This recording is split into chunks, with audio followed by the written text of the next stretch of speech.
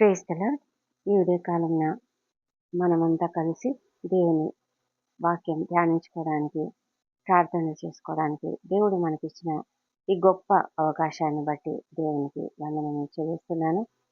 మీకందరికీ కూడా ప్రభువైన యేసుక్రీస్తు నామంలో శుభములు తెలియజేస్తూ ఉన్నాను.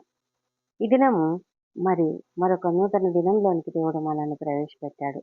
అంతేకాకుండా ఈ దినము మరొక నూతన మాసంలోనికి కూడా మనము ప్రవేశించాము. దేవుడు గత మాసమంతా కూడా మనల్ని ఎంతగా కాపాడాడు, ఎంతగా మనల్ని మన ప్రతి పనిలో ఆయన మనకు తోడుగా ఉన్నాడు కదా. మన కష్టాలలో, సుఖాలలో అన్నిట్లో కూడా ఆయన మనకు తోడై ఉండి మనల్ని నడిపించాడు. ప్రతి కుటుంబంలో ఎన్ని సమస్యలు ఉండి ఉంటాయో, ఎన్ని పరిస్థితులలో నుంచి వారు వచ్చి ఉంటారో, ఆయన ప్రతి సమయంలో కూడా దేవుడు మనకు తోడై ఉండి అన్ని విధాల అందరికీ కూడా తన యొక్క కాపుదలనిచ్చి నడిపింపునిచ్చి నడిపించాడు. కాబట్టి దేవునికి వందనములు చెల్లిద్దాం. ఈ నూతన మాసంలో దేవుడు మనల్ని అధికంగా దీవించాలని, ఈ నూతన మాసంలో ఆయన యొక్క ప్రణాళిక చొప్పున మన పట్ల ఏమేమి జరిగించాలో అవన్నీ కూడా తప్పకుండా జరిగిస్తాడని నమ్ముతున్నాము. దేవుడు మనకు తోడై ఉండాలని, మనల్ని కాపాడాలని కూడా ప్రార్థన చేద్దాం. ఈ దినము దేవుడు మనకిచ్చినటువంటి కృపావార్త కీర్తనల గ్రంథము 50వ కీర్తన 15వ వచనము. ఆపత్కాలమున నీవు నన్ను గూర్చి మొరపెట్టుము, నేను నిన్ను విడిపించదను, నీవు నన్ను మహిమపరచెదవు. ఈ మాటలు ఒక కీర్తనాకారుడు రాస్తున్నటువంటి మాటలు. ఆసాపు రచించిన కీర్తన. అతడు చెప్తున్నటువంటి మాటలు అంటే అతని యొక్క ధ్యానంలో దేవుడు అతనితో మాట్లాడుతున్నటువంటి మాటలు ఇవి. దేవుడు చెప్తున్నాడు, ఆపత్కాలంన నీవు నన్ను గూర్చి మొరపెట్టుము అని. అవును కదా, మనం ఎప్పుడైనా ఎవరికి మొరపెడతాము? ఆపత్కాలంలో ఉన్నప్పుడు మనం ఎవరికి మొరపెడతాము? ఆపత్కాలం అంటే ఏంటి? ఆపత్కాలం అంటే చాలా ఆకస్మికమైనటువంటి ప్రమాదంలో, లేకపోతే ఆకస్మికమైనటువంటి ఇబ్బందిలో, అనారోగ్యంలో తిరిగి చిక్కుకొని మనము మనకు దిక్కెవరు అని చూస్తున్నటువంటి పరిస్థితే కదా ఆపత్కాలము.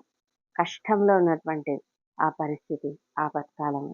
అలాంటి సమయంలో దేవుడు మనకు చెప్తున్నటువంటి మాట ఏమంటే, నీవు నన్ను గుర్చి మొరపెట్టుము, నేను నిన్ను విడిపించదను అని ఒక గొప్ప వాగ్దానం ఇస్తున్నాడు. అయితే మనమేం చేయాలి?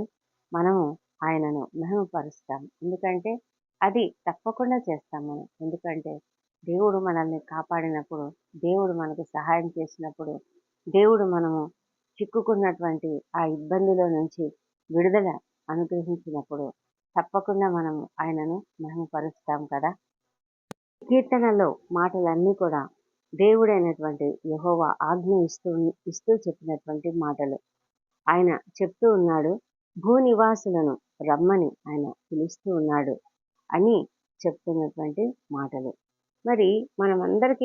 మనకందరికీ కూడా ఒక పరిస్థితి ఏర్పడుతుంది. అదేంటంటే తప్పకుండా మనము ఒక సమస్యల వలయంలో చిక్కుకునే పరిస్థితులు ఉంటాయి, కష్టంలో ఇరుక్కునే పరిస్థితులు ఉంటాయి, అనారోగ్యం పొందే అవసరతలు అంటే అనారోగ్యం పొందిన పరిస్థితులు కూడా ఉంటాయి.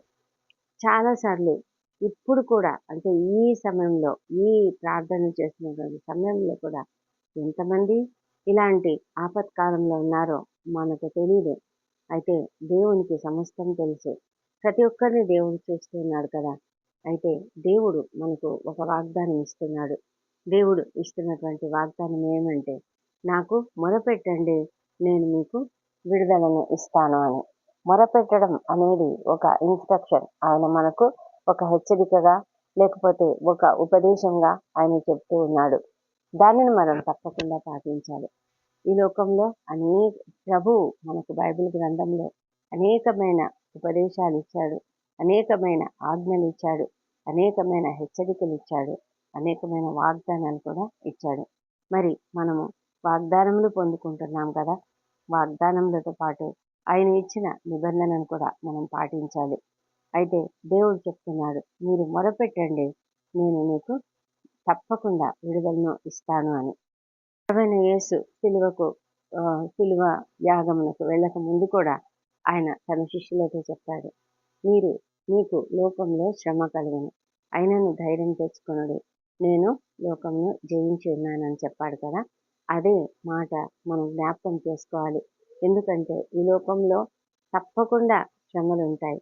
ఈ శ్రమలనన్నిటిని కూడా మనం ఎదుర్కోవడానికి దేవుని యొక్క కృప మనకు చాలా అవసరం. కాబట్టి మనకుండే ఆ కష్టాలు, మనము ఎదుర్కొనే శోధనలు, మనం ఎదుర్కొనే వేదనలు, హృదయ వేదనలు, బాధలు, అనారోగ్యాలు, ఇవన్నీ కూడా మనము ఎన్నో ఎదుర్కోవాల్సి వస్తుంది. ఒకవేళ మనం చేసే పనులకి అనేకమైన ఆటంకాలు కలుగుతూ ఉండవచ్చు. శత్రువులు మనల్ని వెంటాడుతూ వేటాడుతూ మనకి ఇబ్బందులు కలిగిస్తూ ఉండవచ్చు.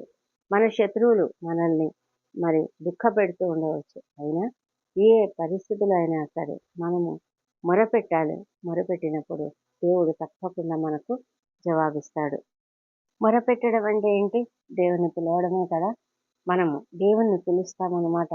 ప్రభువా నాకు సహాయం చేయని మొరపెట్టడం అంటే అదే కదా. ఎప్పుడైతే మనం అలా పిలుస్తామో ఆయన అక్కడే ఉంటాడు, మన దగ్గరే ఉంటాడు, మన పక్కనే ఉంటాడు. ఆయన మనకు విడుదల ఇస్తాడు. ఆయన ప్రతి కష్ట పరిస్థితుల నుంచి కూడా మనల్ని బయటకు తీసుకొని వస్తాడు. ఆయన మనకు ఏ శ్రమలో అయినా కూడా, ఎలాంటి సమస్య అయినా కూడా ఆయన తీర్చగలడు. ఎందుకంటే ఏ సమస్య కంటే కూడా, ఏ కష్టం కంటే కూడా, ఏ పరిస్థితి కంటే కూడా దేవుడు అన్నిట్లోకి గొప్పవాడు, చాలా గొప్పవాడు. మనలో ఉన్నవాడు అంటే ఆయన మనలో ఉన్నట్లయితే ఈ లోకంలో ఉన్నది ఏది కూడా వాటన్నిటి ముందు కూడా చిన్నదే. కాబట్టి మనము వాటిని చూసి భయపడొద్దు, వాటిని చూసి దిగులు పడొద్దు. భయం వేస్తుంది. అయితే భయం వేసినప్పుడు వెంటనే దేవునికి మొరపెట్టాలి. మీరు శ్రమ పొందినప్పుడు భయపడొద్దండి. ఎందుకంటే నేను లోకంను జయించున్నాను కదా. నేను మీలో అలా జయించినటువంటి వాణ్ణి మీలో ఉన్నాను. కాబట్టి మీరు ఎందుకు భయపడతారు? ఈ లోకంలో ఎన్ని పరిస్థితులైనా, ఎన్ని ఇబ్బందులైనా మీరు దిగులు పడొద్దండి. నేను మీకు తోడున్నాను అని దేవుడు మనకు వాగ్దానం ఇస్తున్నాడు. ఆయన విడుదలను ఇస్తానని మనకు వాగ్దానం ఇస్తున్నాడు. ఎప్పుడైతే మనం విడుదల పొందుకుంటామో మనము ఆయనను మహిమపరుస్తాము. మహిమపరచడానికే మనం ఈ లోకంలో ఉన్నాము. దేవుని స్తుతించడానికే మనం ఈ లోకంలో ఉన్నాము. ఆయన ఎందుకంత శక్తిమంతుడు అంటే ఆయన సాతానునే ఓడించాడు. ఆయన మరణంనే జయించాడు. కాబట్టి అంత గొప్ప దేవుడు ఆయన. కాబట్టి మనమైతే ఏమీ చేయలేం కదా. మన మామూలు సాధారణ మనుషులం. మనకైతే ఏమీ చేత కాదు. అయితే ఆ దేవుడు మనలో ఉన్నప్పుడు మనం సమస్తమును జయించగలం. ప్రతి విషయంలో నుంచి కూడా మనం విజయం పొందుకోగలం. మనము చేయవలసిందల్లా ఆయనను నమ్మడమే. ఆయనను నమ్మి విశ్వసించి ఆయన పైన పూర్తిగా ఆధారపడితే ఆయన మనకు ఎల్లప్పుడూ కూడా తోడుగా ఉండేటువంటి దేవుడు. మనం చేయవలసింది ఏంటి? మనము వెంటనే మనకి ఏ పరిస్థితులు వచ్చినా కూడా దేవుని దగ్గరికి పరిగెత్తి వెళ్ళడమే మనం చేయాలి. ఈ కీర్తనలో ఆయన ప్రాముఖ్యంగా దేవుడు మనకు చెప్తున్నటువంటి మాటలు ఏంటంటే, మీరు దహన బలులు నాకేం అర్పించాల్సిన అవసరం లేదు. ఎందుకంటే మీ బలుల కోసం నేను ఇక్కడ కాచుకొని లేను. ఈ లోకంలో ఉన్న కోడెలు, ఈ లోకంలో ఉన్న పొట్టేలు, ఈ 1000 కొండల మీద ఉన్న పక్షులన్నీ నావే. వాటిలో నుంచే మీరు ఇస్తున్నారు. కాబట్టి ఆ విధంగా చేసినందు వలన మీరు నాకు ఇచ్చేది ఏం లేదు. ప్రత్యేకంగా మీరు నాకు ఇస్తున్నది ఏం లేదు. అదంతా అది ఎందుకు అది దేవుడు ఏర్పాటు చేశాడంటే భక్తితో జీవించడం వీరు అలవాటు చేసుకోవాలని. అంతేకాని వాళ్ళు ఇశ్రాయేలీయులు ఆ తర్వాత ఎలా తయారయ్యారంటే వాళ్ళు కంప్లీట్‌గా అది ఇచ్చేస్తే చాలు, ఇక మేము ఎలాగైనా జీవించొచ్చు అన్నట్లుగా వాళ్ళ యొక్క జీవితం ఉన్నది. వాళ్ళ యొక్క భక్తి, వాళ్ళ యొక్క బలులు అర్పించడం అన్నది ఒక ఆచారంగా మారిపోయింది. దేవునికి అలాంటి ఆచారయుక్తంగా చేసే పని ఏది కూడా ఇష్టం లేదు. ఆయన అడిగేదన్నీ కూడా హృదయపూర్వకంగా అడిగేదే. మోషే కూడా ద్వితీయోపదేశ కాండంలో ఏం చెప్తారంటే, మీరు నీ పూర్ణ హృదయంతోనూ, నీ పూర్ణ మనసుతోనూ, నీ పూర్ణ ఆత్మతోనూ నీ దేవుడైన ప్రభువును ప్రేమించాలని చెప్తే, మరి వాళ్ళేం చేస్తున్నారు ఇశ్రాయేలీయులు అంటే, వాళ్ళు కంప్లీట్‌గా ఒక పద్ధతి ప్రకారము, ఒక ఆచారం ప్రకారము చేస్తూ ఉన్నారు. యేసు ప్రభువు గారు కూడా అదే చెప్పారు కదా! మరి పరిసయ్యులతోనూ, శాస్త్రులతోనూ ఆయన చెప్పేది, మీరు పుదీనాలోను, సదాపాలోను 10వ భాగం ఇస్తారు. కానీ మరి కనికరాన్ని మాత్రం మీరు చూపించరు. మనుషుల మీద అవన్నీ చూపించవలసినటువంటి మీ బాధ్యతను మీరు చూపించడం లేదు. ఆ ప్రేమను, కనికరమును చూపించడం లేదు. కాబట్టి ఇవి ఆపొద్దు కానీ ఇవి మానక అవి చేయాలి కదా మీరు. అది కాదు గదా! నేనడిగేది కేవలము ఈ ఆచారయుక్తంగా మీరు చేసే పనులను కాదు నేను అడిగేది అని ప్రభువు కూడా చెప్పాడు. వాళ్ళకి గుర్తు చేశాడు. మరి అదే విధంగా మనము ఈ లోకంలో ఇప్పుడున్నటువంటి మనం కూడా ఏం చేస్తున్నాం? మనం కూడా అదే విధంగా మనం కానుకలిస్తే చాలు. మనము ధర్మకార్యాలు చేస్తే చాలు. మనము ఆలయంలో ఇలా పనిచేస్తే చాలు, అలా పనిచేస్తే చాలు. మేమిలా చేశామంటే, మేము దైవ సేవకులను ఎంతో ప్రేమగా ఆదరిస్తే చాలు. మాకంతా వచ్చేస్తుంది అని మనం అనుకుంటున్నామేమో. ఒకసారి మనం ఆలోచించుకుందాం. ప్రభువు ఈ విషయంలో ఆయన ఎంతో ఖచ్చితంగా మనుషుల పట్ల మనము ఎలాంటి కనికరం చూపించాలనేది చాలా క్లియర్‌గా ఆయన చెప్తూ ఉన్నాడు. మరి అలాంటి జీవితం మనం కలిగి ఉండాలి. మనము మనము వేషధారుల వలె ఉండొద్దు. మనము వీధులలో నిలబడి ప్రార్థన చేయొద్దు. మరి మీరు ఓపెన్‌గా అందరికీ కనబడేలాగా ప్రార్థన చేయొద్దు. మీరు ఉపవాసం చేస్తే కూడా అందరికీ కనబడేలాగా చేయొద్దు. ఆ విధంగా చేసిన వాళ్ళంతా కూడా ఈ ధర్మ కార్యాలన్నీ కూడా మీరు రహస్యంగా చేయాలి. ఇవన్నీ కూడా ప్రభువైన యేసుక్రీస్తు వారు కూడా చెప్పారు. అందుకే మరి ఇక్కడ ఈ కీర్తనలో కూడా మరి దేవుడు చెప్తున్నటువంటి మాటలేంటంటే, మీ బలులు అవన్నీ కాదు నాకు ముఖ్యమైనవి. మీరు దేవునికి స్తుతి యాగం చేయండి. మీరు స్తుతి యాగం చేయండి. మరి మహోన్నతునికి మీ మొక్కుబడులు చెల్లించండి. అంటే మొక్కుబడులు మనం చెల్లిస్తున్నప్పుడు ఎలాగ చెల్లించాలంటే, మనము స్తుతి యాగంతో చెల్లించాలి. స్తుతి యాగం అంటే ఏంటి? స్తుతి యాగం అంటే మనము చేసే ఒక యాగం ఏదైనా కూడా ఒకటి మనం చేస్తున్నాము అంటే అది మనము ఎలాంటి పరిస్థితుల్లోనైనా చేయాలి. మనం కష్టమైనా సరే, దుఃఖమైనా సరే, బాధ అయినా సరే, మనము క్లిష్ట కాలంలో ఉన్నా సరే, మనం ఏ పరిస్థితులనైనా కూడా యాగం చేయాలి. స్తుతి యాగం అనేది అలాంటిదే. మనము ఎంత దుఃఖకర పరిస్థితులలో ఉన్నా, ఎంత ఇబ్బందులలో ఉన్నా, అనారోగ్యంతో ఉన్నా కూడా దేవుని స్తుతించాలి. అదే దేవుడు కోరుకునేది. మరి దేవుణ్ణి మనం స్తుతించినప్పుడు మనము ఎంతగానో ఆశీర్వదింపబడతాము. ఎందుకంటే మన స్తుతుల మీద ఆయన ఆశీనుడైనటువంటి దేవుడు ఉన్నాడు. మరి మీరు స్తుతిస్తున్నారా? ఏ పరిస్థితులైనా స్తుతిస్తున్నారా? పౌలు శీలలు ఎలాంటి పరిస్థితుల్లో స్తుతించారు? మనం చూసాం కదా! వారు అర్ధరాత్రి మరి చెరసాలలో ఉన్నారు. ఆ చెరసాల కూడా భయంకరమైన చెరసాల. రోమీల కాలంలో వారు యూదులను పంపేటువంటి ఆ చెరసాల ఎంత భయంకరమైన పరిస్థితులలో ఉంటుందో మనకు పా పాత అంటే హిస్టరీలో చూస్తే తెలుస్తుంది. మరి అక్కడ భయంకరమైన పరిస్థితులు. ఏమాత్రం మరి హైజీన్ ఉండదు, శానిటైజేషన్ ఉండదు, ఏముండదు. అలాంటి పరిస్థితులలో ఉన్న ఆ పౌలు శీలలు గాయములు గాయములు రక్తమోడుతున్నటువంటి శరీరంలో వస్త్రములు లేవు. అయినా కూడా వాళ్ళు స్తుతిస్తూ ఉన్నారు. వాళ్ళు కీర్తనలు పాడుతూ ఉన్నారు. మరి ప్రార్థనలు చేస్తూ ఉన్నారు. అందరూ కూడా వింటూ ఉన్నారంట. అంత అద్భుతమైనటువంటి స్తుతి యాగం వాళ్ళు చేశారు. నిజమే, అది తప్పకుండా స్తుతి యాగమే. ఆ విధంగా చెయ్యమని మనకు మరి హెబ్రీ గ్రంథకర్త కూడా చెప్తూ ఉన్నాడు.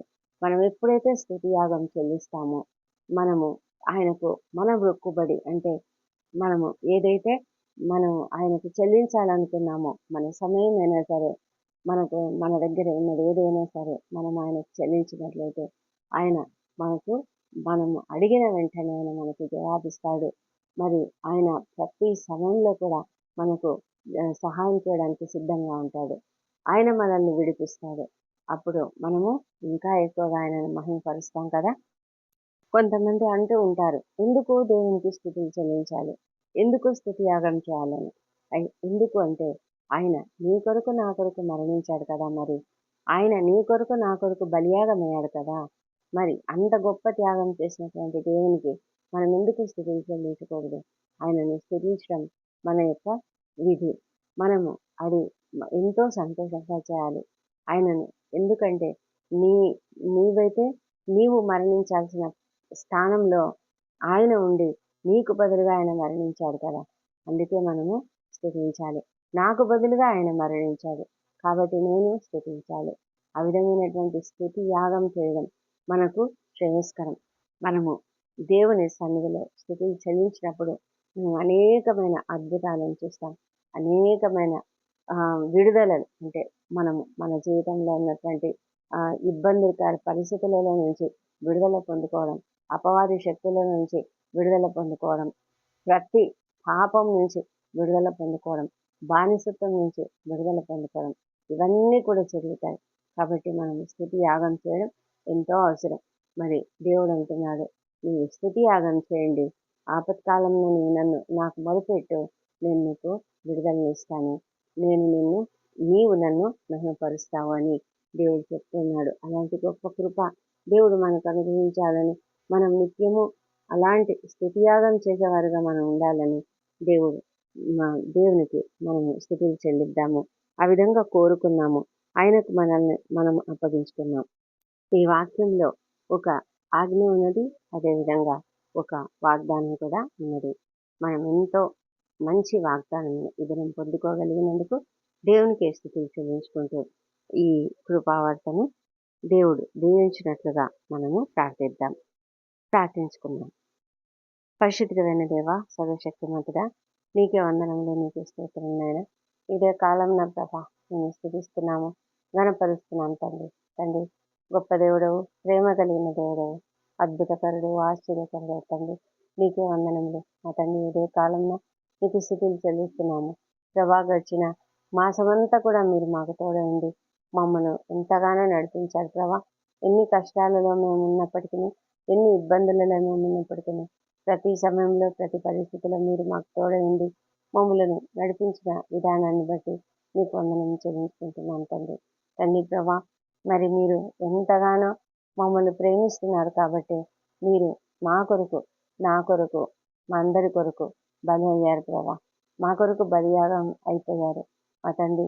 మేము స్తుతియాగం చేయడం ఎంతో కష్టం అనుకుంటూ ఉంటాం, కానీ దేవా ఎప్పుడైతే మేము స్తుతిస్తామో అప్పుడు తప్పకుండానైనా నీవు మా స్థుతుల పైన ఆసీనుడివై మా జీవితాలలో ఉంటావు, మా హృదయాలలో ఉంటావు, మా జీవితాలలో, మా కుటుంబాలలో ఉంటూ తండ్రి మమ్మల్ని నడిపించే దేవుడవై ఉన్నావు తండ్రి. ప్రభా నాయన, ఆపత్కాలంలో మేము మొరపెడితే మీరు జవాబు ఇవ్వడానికి సిద్ధంగా ఉన్నందుకు నీకు స్తోత్రం చెల్లిస్తున్నాం తండ్రి. కాలంలో మీరు ఇచ్చినటువంటి కృపావార్తను బట్టి నీకు వేలాది స్తోత్రం తండ్రి. మేము సంతోషంగా నిన్ను స్తుతించే భాగ్యం దయచేయండి తండ్రి. మాలో ఉన్నటువంటి అలసత్వంను తొలగించండి, నిర్లక్ష్యంను తొలగించండి ప్రభా. మేము హృదయపూర్వకంగా నాయన పూర్ణ హృదయంతోనూ పూర్ణ ఆత్మతోనూ నిన్ను సేవించినట్లుగా, మరి నిన్ను స్తుతించినట్లుగా మాకు కృప దయచేయమని ప్రార్థిస్తున్నాము దేవా. ఈ దినమంతా మాకు తోడైండమని ప్రార్థిస్తున్నాము ప్రభా. మా అనుదినము తండ్రి మా ప్రయాణాలలో మీరు తోడుగా ఉంటున్నారు దేవా. నీకు వందనములు మా తండ్రి. గడిచిన మాసం అంతా కూడా మా కష్టాలలో, సుఖాలలో మాకు తోడైంది మమ్మల్ని నడిపించినందుకు నీకు వేలాది స్తోత్రములు. ఈ మాసం అంతా కూడా మాకు తోడైంది తండ్రి. ఎన్నో పరిస్థితులలో మేము ఉన్నాము, ఎన్నో దుఃఖకర పరిస్థితులు, అనారోగ్యములు కలిగినటువంటి వారు అనేక మంది ఇక్కడ ఉన్నారు తండ్రి దేవా. ప్రతి ఒక్కరిని మీ దృష్టికి తీసుకొస్తున్నాము ప్రభా. ఎత్తి పట్టుకుంటున్నాం నాయన ప్రభా. ఎవరికి ఏ కష్టం ఉన్నప్పటికీ, ఏ విపత్తులలో ఎవరు ఉన్నప్పటికీ, ఆపత్కాలంలో మొరపెట్టినప్పుడు నేను వెంటనే విడుదల ఇస్తానని వాగ్దానం ఇచ్చినందుకు నీకు స్తోత్రం చెల్లించుకుంటున్నాను ప్రభా. ఇదేమంటాయి మా అందరి ప్రయాణాలలో మీరు తోడండి, మాకు సహాయం చేయండి, మాకు క్షేమమును భద్రతను అనుగ్రహించండి తండ్రి దేవా ప్రభా. మరి మా ఉద్యోగ జీవితాలలో మేము నీకు మహిమకరంగా జీవించడానికి సహాయం చేయండి తండ్రి. కానీ మా ప్రతి ఒక్కరికి నాయన ఈ నెలలో ఎవరైతే మరి ప్రమోషన్లు పొందుకోవాలో వారందరికీ తప్పకుండా ప్రమోషన్లు అనుగ్రహించండి ప్రభా. ట్రాన్స్ఫర్ కొరకు చూసినటువంటి వారికి తప్పకుండా ట్రాన్స్ఫర్ అనుగ్రహించమని ప్రార్థిస్తున్నాం ప్రభా తండ్రి. ఇంకా ఏమేమి వారికి అవసరతలు ఉన్నాయో, ఉద్యోగ జీవితంలో ఎవరెవరికి ఎలాంటి పరిస్థితులలో వారు ఉన్నారో ప్రభా, ఏదైనా మరి ఇబ్బందులు ఎదుర్కొంటున్నట్లయితే, అధికారుల నుంచి ఏదైనా సమస్యలు ఎదుర్కొంటున్నట్లయితే, ప్రతి పరిస్థితి నుంచి కూడా వారికి విడుదల దయచేయమని ప్రార్థిస్తున్నాము. దేవా ప్రభా, విద్యార్థులను దీవించండి. వారికి మంచి జ్ఞానం అనుగ్రహించండి. వారికున్న పరిస్థితులలో వారికున్నటువంటి సమస్యలేవో తండ్రి ప్రభా, మీరు సమస్తం ఎరిగినటువంటి దేవుడు. తండ్రి, ఎవరైనా ప్రభా జ్ఞానం కొదువగా ఉన్నదని ప్రార్థిస్తున్నారేమో, తప్పకుండా వారికి జ్ఞానం అనుగ్రహించమని ప్రార్థిస్తున్నాము. మంచి ఉన్నత స్థితికి ప్రతి ఒక్కరిని తీసుకురండి ప్రభా. వారి జీవితాలలో, వారి అనుదిన ప్రయాణాలలో, వారి యొక్క స్నేహముల విషయంలో మీరు జాగ్రత్తగా ప్రభా మీరు కనికరించి వారిని నడిపించమని ప్రార్థిస్తున్నాం తండ్రి. దేవా, ఏ ఒక్కరు కూడా ఎలాంటి సాతాను శక్తులకు లొంగిపోకుండా మీరు కాపాడమని, అపవాదిని ఎదిరించే కృపను వారికి దయచేయమని ప్రార్థిస్తున్నాము. దేవా ప్రభా, మరి మా అందరితో మీరు ఉండండి తండ్రి. మా ప్రయాణాలన్నింటిలో కూడా తోడుగా ఉండమని ప్రార్థిస్తున్నాం. ఇక మేము ఎవరెవరైతే ఇంటర్వ్యూలో పాస్ అవుతున్నారో వారికి అందరికీ తప్పకుండా విజయం అనుగ్రహించమని ప్రార్థిస్తున్నాం తండ్రి. దేవా, నిరుద్యోగులను దీవించండి తండ్రి. వారిని మీరు ఆశీర్వదించండి. వారికి త్వరగానైనా చక్కటి ఉద్యోగాలు అనుగ్రహించండి. వారికి అనేకమైన మార్గం తెరవమని ప్రార్థిస్తున్నాం ప్రభా. ఎంతమందినైనా కృంగుదలలో ఉన్నారో ప్రభా, మరి కష్టంలో ఉన్నారో, ఆర్థిక ఇబ్బందులలో, అప్పుల బాధలో ఉన్నారో వారందరినీ ప్రభా లేవనెత్తి వారికి తగిన సహాయం అనుగ్రహించండి. వారికి అనేకమైన మార్గములను వారి ఎదుట తెరవమని ప్రార్థిస్తున్నాం తండ్రి. దేవా ప్రభా, మరి ఎవరెవరైతే వివాహముల కొరకు ఎదురు చూస్తున్నారో వారికి అందరికీ సాటి అయిన సహాయం తగిన కాలంలో మీరు చేస్తారు కాబట్టి ప్రతి ఒక్కరు కూడా నిరీక్షణతో ప్రార్థించడానికి సహాయం చేయండి ప్రభా. సంతానం కొరకు ఎదురు చూస్తున్న విధంగా దీవించండి. వారిని మీరు దర్శించండి. వారిలోని పునరుత్థాన శక్తిని ప్రవేశపెట్టి చక్కటి సంతానం అనుగ్రహించమని ప్రార్థిస్తున్నాం. ప్రతి లోపంను కూడా సవరించమని ప్రార్థిస్తున్నాం తండ్రి. దేవా ప్రభా, మరి మీకు అసాధ్యమైనది ఏదీ లేదని ప్రతి ఒక్కరూ నేను నమ్మి ఉన్నారు. దేవా, ఆశపడి ప్రాణంను తీర్చిపరిచి దేవా మీకు స్తోత్రం తండ్రి ప్రభా. మరి గర్భిణీ స్త్రీలను ఆశీర్వదించండి. వారికి సుఖమైన ప్రసవం అనుగ్రహించండి. ఆరోగ్యకరమైన శిశువుని వారికి అనుగ్రహించమని ప్రార్థిస్తున్నాము. కుటుంబాలను ఆశ్రయించండి. ప్రతి కుటుంబంలో కూడా శాంతిని, సమాధానం అనుగ్రహించండి ప్రభా. మనస్పర్ధలు తొలగించమని ప్రార్థిస్తున్నాం తండ్రి.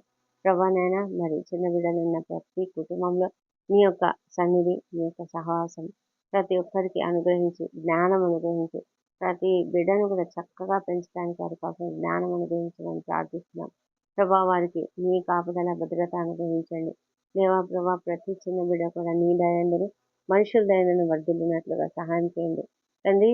మరి ప్రతి బిడ్డను కూడా మరి తల్లిదండ్రులు చక్కటి మార్గంలో పెంచులాగా మంచి జ్ఞానం ప్రతి ఒక్కరికి దయచేయమని, ఇంట్లో ఉన్న ప్రతి ఒక్కరికి దయచేయమని ప్రార్థిస్తున్నాం తండ్రి.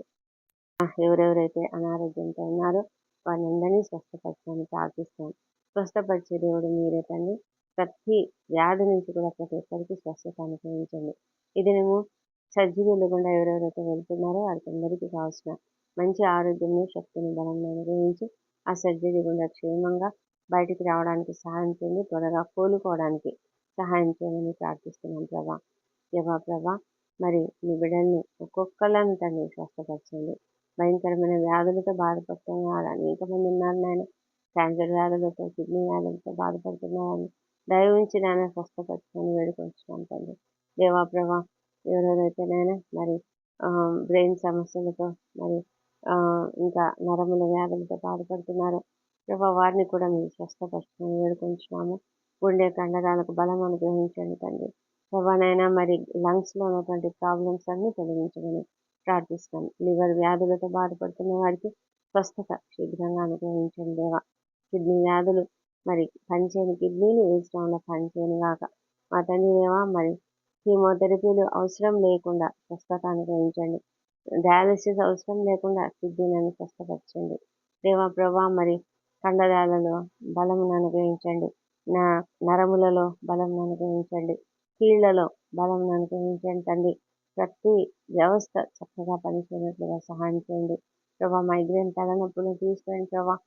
స్పాండిలైటిస్ వల్ల వస్తున్నటువంటి తలనొప్పులు, ఇంకా మిగతా బలహీనతలన్నీ కూడా ఏసునామములో తొలగిపోను గాక. షోల్డర్ పెయిన్ నుంచి విడుదల కలుగును గాక తండ్రి.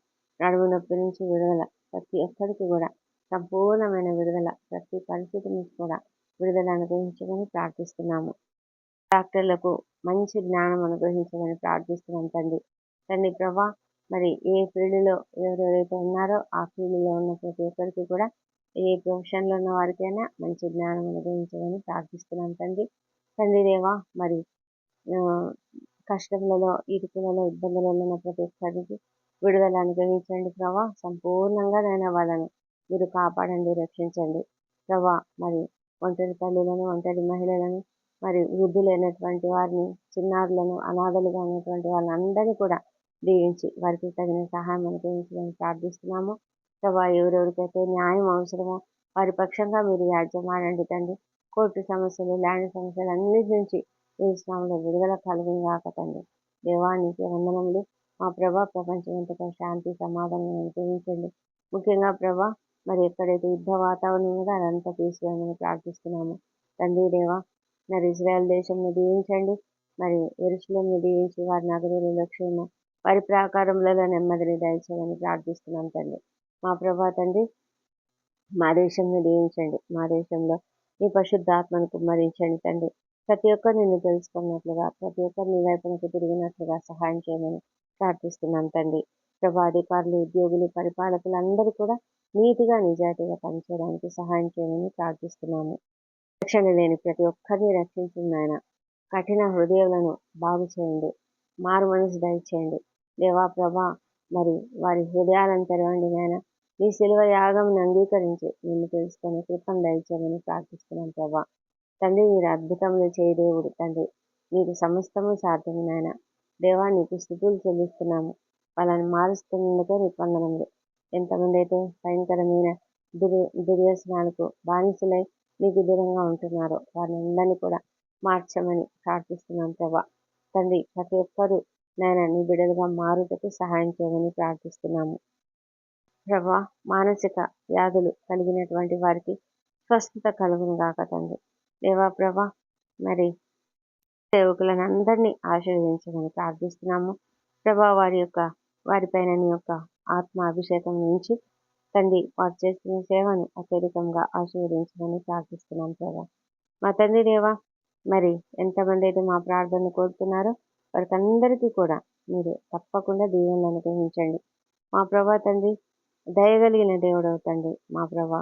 ఎవరెవరు మా కొరకు ప్రార్థన చేస్తున్నారో వారిని కూడా మీరు దీవించమని ప్రార్థిస్తున్నాం. ఈ ప్రార్థనలో ఏకవేసిన ప్రతి ఒక్కరిని దీవించి వారికి ఉన్న ప్రతి సమస్య నుంచి కూడా వారికి విడుదల దయచేయమని ప్రార్థిస్తున్నాం తండ్రి. దేవా తండ్రి, ఈ దినమంతా కూడా మాకు తోడైందని వేడుకొంచున్నాము. మరొక మారు మమ్మల్ని మేము మీ చేతులకు అప్పగించుకుంటున్నాము దేవా. ఈ దినం బర్త్డేలు, వివాహాలను జరుపుకుంటున్న బిడ్డను దీవించండి. గడిచిన సంవత్సరం అంతా మీరు వారికి చేసిన ప్రతి మేలును బట్టి మీకు వందనములు. రాబోయే సంవత్సరంలో ఇంకా అధికమైన మేలులను వారికి అనుగ్రహించమని ప్రార్థిస్తున్నాం. ముఖ్యంగా ప్రభా, మరి వారిపైన మీ యొక్క ముఖకాంతిని ప్రకాశింపజేయము, మీ సన్నిధి కాంతిని ఉదయింపజేయమని ప్రార్థిస్తున్నాం తండ్రి ప్రభా. ఎవరెవరైతే ఆత్మీయులను కోల్పోయి దుఃఖంలో ఉన్నారో వారికి కావాల్సిన ఆదరణను, ఓదార్పును మీరే అనుగ్రహించమని ప్రార్థిస్తున్నాం తండ్రి ప్రభా. మా ప్రార్థనలన్నీ మీరు అంగీకరించి జవాబులు ఇచ్చినందుకు నీకు వందనములు. ఈ ప్రార్థనలన్నీ మా ప్రభువును, మా ప్రియ రక్షకుడునైన యేసుక్రీస్తు నామములో అడిగి పొంది ఉన్నామని నమ్ముతూ నీకు స్తోత్రం చెల్లిస్తున్నాం తండ్రి. Amen, amen.